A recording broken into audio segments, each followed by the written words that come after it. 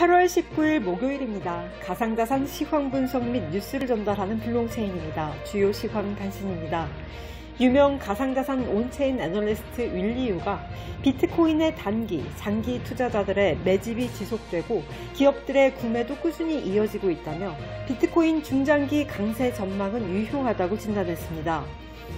미국 가상자산 거래소 코인베이스가 일본 최대 은행 미쓰비시 파이낸셜과 일본 현지 가상자산 거래소 설립을 위한 파트너십을 체결한 것으로 전해졌습니다. 앞서 지난 6월 코인베이스는 일본 금융청에 가상자산 거래 서비스 제공업자로 정식 등록된 바 있습니다. 트위터 CEO이자 핀테크 업체 스퀘어 CEO인 잭 도시가 비트코인 채굴 및 호스팅 업체 컴패스 마이닝을 통해 비트코인을 채굴하고 있다고 밝혔습니다. 미디어는 보유한 채굴기 규모를 파악할 수 없지만 비트코인을 사고 팔 수 있는 스퀘어 캐시 앱의 시범 운영을 위해 해당 업체를 활용할 가능성이 있다고 진단했습니다. 카르다노 에이다가 스마트 컨트랙트 기능을 도입하는 알론조 업그레이드 일정을 9월 내로 확정하며 카르다노 창시자 찰스 호스킨슨이 베팅 사이트에서 진행한 $50,000의 내기에서 승리할 전망입니다.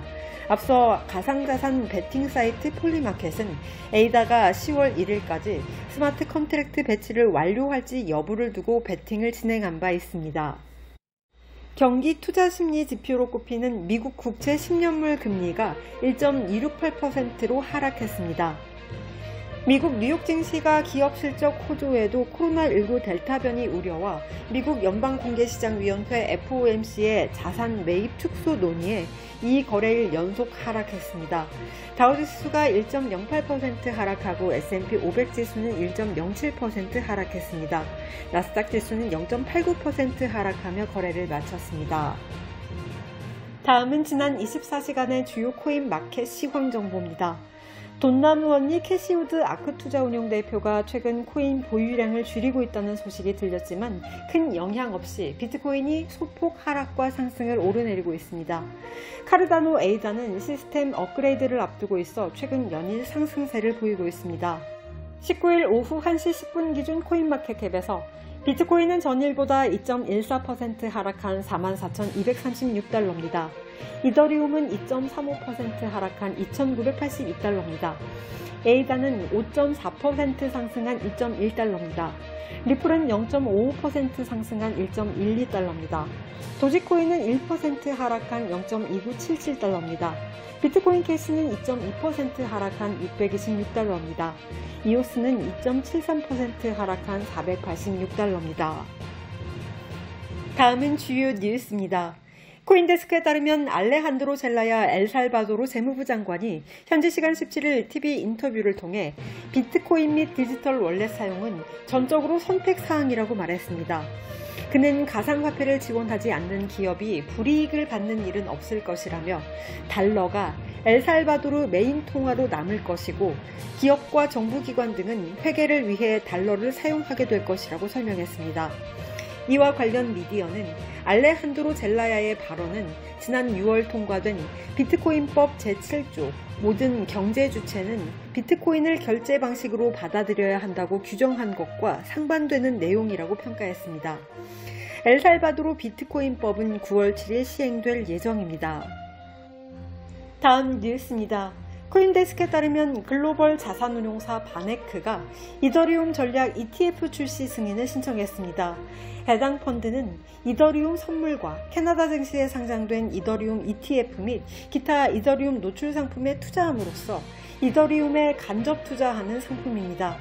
공개된 자료에 따르면 이더리움 자체를 매입하지 않을 계획입니다. 미디어는 최근 게리 겐슬러 미국 증권거래위원회 위원장이 비트코인 ETF 승인 가능성을 언급한 가운데 바네크가 가상화폐 간접 투자 상품 승인을 신청하고 있는 건 미국 규제당국의 가상화폐 ETF 승인 거절을 피하기 위해 이러한 상품을 내놓는 것이라고 평가했습니다. 최근 바네크는 미국 SEC에 비트코인 전략 ETF 출시 승인 신청서를 제출한 바 있습니다. 다음 뉴스입니다. 현지 시간 18일 공개된 연준의 연방공개시장위원회 FOMC 7월 회의록에 따르면 일부 연준 위원들이 가상화폐 거래 리스크에 우려를 표한 것으로 나타났습니다. FOMC에서 가상화폐 관련 주제가 나온 것은 이번이 처음입니다. 또한 스테이블코인 규제 필요성에 대한 언급도 있었습니다. 회의록에 따르면 일부 위원들이 스테이블코인의 취약성, 투명성의 부족, 모니터링의 중요성, 재정적 안정성 등 다양한 리스크를 해결하기 위해 적절한 규제 프레임워크를 개발해야 한다고 말한 것으로 나타났습니다. 연준은 지난 7월 회의록을 한국 시간 19일 오전 3시에 발표했습니다. 다음 뉴스입니다. 코스타리카 중앙은행장 로드리고 쿠베로는 최근 코스타리카에서는 가상화폐 사용이 허용된다면서도 거래와 관련된 위험성과 특성을 잘 알고 있어야 한다고 말했습니다. 또 그는 국가 전자결제 시스템 SINP 플랫폼이 빠르고 안전한 디지털 결제를 제공하고 있기 때문에 CBDC를 출시할 긴급한 필요성이 없다고 주장했습니다. 앞서 코스타리카 재무부는 가상화폐를 통한 세금 납부 가능성을 일축한 바 있습니다. 마지막 뉴스입니다. 최근 도지코인 핵심 개발자들이 도지코인 재단을 재설립한 가운데 본사를 리히텐슈타인에 둘 가능성이 크다고 디크립트가 전했습니다. 리히텐슈타인은 오스트리아와 스위스 사이에 위치해 있으며 가상화폐 친화적 국가로 알려져 있습니다. 젠스 비셔스 도지코인 재단 이사는 리히텐슈타인의 법인을 설립하기 위해 논의 중이라며 이와 관련해 비탈릭 부테린 이더리움 창시자가 이미 유의미한 조언을 해줬다고 말했습니다. 앞서 도지코인 재단은 2014년 설립됐다가 개발자들이 프로젝트를 이탈하면서 해체된 바 있습니다.